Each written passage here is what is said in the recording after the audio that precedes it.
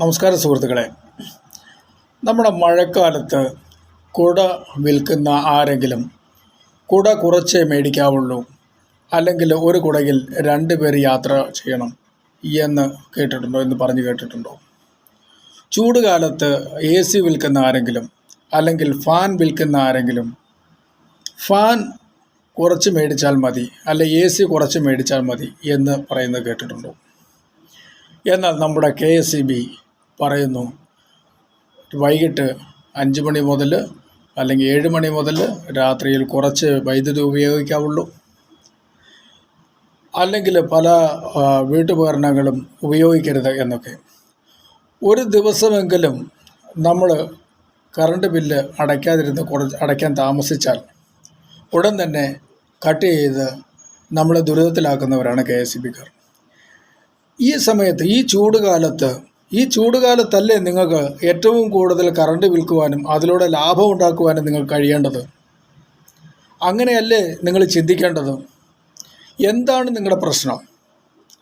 നിങ്ങൾ പറയുന്ന ചില വാദങ്ങൾ അത് സാധാരണ ജനങ്ങൾക്ക് മനസ്സിലാക്കേണ്ട ആവശ്യവുമില്ല. നിങ്ങളുടെ ജോലി എന്ന് പറയുന്നത് നിങ്ങൾ വൈദ്യുതി കൃത്യമായിട്ട് കൊടുക്കുക, അതിൻ്റെ പണം മേടിക്കുക എന്ന് മാത്രമാണ്. അതറിയില്ലെങ്കിൽ ഈ പണി കൊണ്ട് നിങ്ങൾ നടക്കരുത്. സ്വകാര്യ കമ്പനികൾ വരട്ടെ, അവർ കൃത്യമായിട്ട്, ഇപ്പോൾ ബോംബെയിൽ ടാറ്റ പവർ കൊടുക്കുന്നുണ്ട്, റിലയൻസ് കൊടുക്കുന്നുണ്ട്, മറ്റ് പല നഗരങ്ങളിലും മറ്റ് പല വ്യവസായികൾ കൊടുക്കുന്നുണ്ട്. അവരാരും തന്നെ വൈദ്യുതി കുറയ്ക്കണമെന്ന് പറയുന്നില്ല, ഇന്ന ഉപകരണങ്ങൾ ഉപയോഗിക്കരുതെന്ന് പറയുന്നില്ല. അപ്പോൾ നിങ്ങൾക്ക് പറയുന്ന ചില കാര്യങ്ങളുണ്ട്. നിങ്ങൾ കൂടുതൽ വിലയ്ക്കാണ് വൈദ്യുതി മേടിക്കുന്നത്, കുറഞ്ഞ ചിലവിലൂടെ കൊടുക്കുന്നുവെന്ന്. അത് നിങ്ങളുടെ കഴിവുകേടല്ലേ? ഇവിടെ ഇത് ഉപയോഗിക്കാൻ പറ്റാത്ത കാര്യങ്ങളാണോ? എന്തെല്ലാം സാധ്യതകളാണ് നിങ്ങൾക്കുള്ളത്? സോളാർ പാനലുകൾ, നമുക്ക് എത്രയോ റോഡിൻ്റെ ജംഗ്ഷനുകൾ, സിഗ്നൽ ജംഗ്ഷനുകൾ, കാര്യങ്ങളുണ്ട്. അവിടെയൊക്കെ സോളാർ പാനലുകൾ മുകൾ ഭാഗത്ത് ഉറപ്പിച്ചു കഴിഞ്ഞാൽ നല്ല രീതിയിലുള്ള വൈദ്യുതി നമുക്ക് അവിടെ നിന്ന് ഉൽപ്പാദിപ്പിക്കുവാൻ സാധിക്കും. അതേസമയം മഴയും വെയിലും കൊള്ളാതെ 2 വീലറിൽ ഉൾപ്പെടെയുള്ള ആളുകൾ, സഞ്ചരിക്കുന്ന ആളുകൾക്ക് അതൊരു ആശ്വാസമാകുകയും ചെയ്യും. സിഗ്നൽ ജംഗ്ഷനുകൾ മഴ കൊള്ളാതെ വെയിൽ കൊള്ളാതെ നിൽക്കാൻ സാധിക്കും. അതുപോലെ ഡാമുകളിലും സോളാർ പാനലുകൾ, ഫ്ലോട്ടിംഗ് പാനലുകൾ നിങ്ങൾക്ക് സ്ഥാപിക്കാം. മറ്റൊന്ന്, 40ഓളം നദികളുള്ള നമ്മുടെ കേരളത്തിൽ ഓരോ കിലോമീറ്ററുകളിലും ചെറിയ mini power stations, hydro electric mini power പ്ലാന്റുകൾ സ്ഥാപിക്കാം. അതിൽ നിന്ന് നിങ്ങൾക്ക് വൈദ്യുതി ഉണ്ടാക്കാം. പിന്നെ മറ്റൊന്ന്, KSEBയിൽ നമുക്ക് വീടുകളിൽ പവർ പ്ലാന്റ് സ്ഥാപിക്കണമെന്നുണ്ടെങ്കിൽ ആദ്യമേ തന്നെ KSEBയുടെ അനുമതി വേണം. എന്തിനു വേണ്ടിയിട്ട്?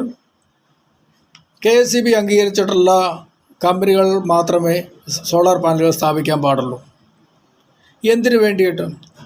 വീട്ടുകാർ അവർക്ക് ഇഷ്ടമുള്ള പാനലുകൾ സ്ഥാപിക്കട്ടെ, നിങ്ങൾക്ക് വൈദ്യുതി കിട്ടിയാൽ പോരെ. ആ വൈദ്യുതിക്ക് കൊഴുപ്പ് കുറഞ്ഞോ കൂടിയത് അങ്ങനെ വല്ലതും ഉണ്ടോ? ഇന്ന കമ്പനികളിൽ നിന്ന് ഉൽപ്പാദിപ്പിക്കുന്ന വൈദ്യുതിക്ക് കൊഴുപ്പ് കൂടുതലുണ്ട്, കുറവുണ്ട്, അല്ലെങ്കിൽ ക്വാളിറ്റി കുറവുണ്ട്, കൂടുതലുണ്ട്, അങ്ങനെ വല്ലതും ഉണ്ടോ? ഇല്ലല്ലോ. ആരെങ്കിലും സ്ഥാപിക്കട്ടെ. നിങ്ങൾക്ക് എക്സ്ട്രാ കിട്ടുന്ന വൈദ്യുതി നിങ്ങൾക്ക് മറ്റുള്ളവർക്ക് വേണമെങ്കിൽ ഉപയോഗിക്കാൻ കൊടുക്കാം. അങ്ങനെ നിങ്ങൾക്ക് പൈസ ഉണ്ടാക്കാം. മറ്റൊന്ന്, നിങ്ങൾ പറയുന്നത് നിങ്ങൾക്ക് സർക്കാർ സ്ഥാപനങ്ങളിൽ നിന്ന് കിട്ടുന്ന കുടിശ്ശിക അതാര് പിരിക്കണം? ഞങ്ങൾ ജനങ്ങൾ വന്ന് പിരിക്കണോ?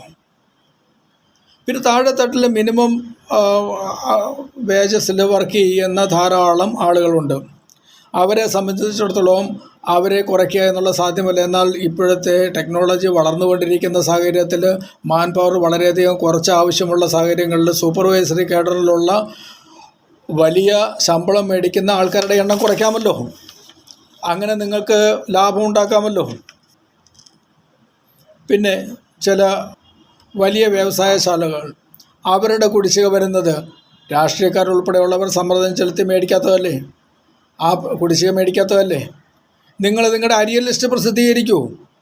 ഇത്ര ലക്ഷം ആൾക്കാരുടെ ഇന്ന കമ്പനികളുടെ പണം കുടിശ്ശികയായിട്ടുണ്ട്, അത് നിങ്ങൾക്ക് കിട്ടുന്നില്ല, ജനങ്ങളറിയട്ടെ. പിന്നെ ജനങ്ങളാണ് വന്ന് മേടിക്കേണ്ടത്. നിങ്ങൾക്ക് ഈ കൃത്യമായ പൈസ പിരിക്കുവാനും നല്ല രീതിയിൽ കൃത്യമായിട്ട് അവർക്ക് ആവശ്യമുള്ള വൈദ്യുതി ജനങ്ങൾക്ക് കൊടുക്കുവാനും പറ്റില്ല എന്നുണ്ടെങ്കിൽ ദയവ് ചെയ്ത് നിങ്ങൾ നിർത്തിപ്പോകൂ. അതിന് പറ്റിയ കമ്പനികളുണ്ട്, അവർ ആ കാര്യം വളരെ കൃത്യമായിട്ട് ചെയ്തുകൊള്ളും.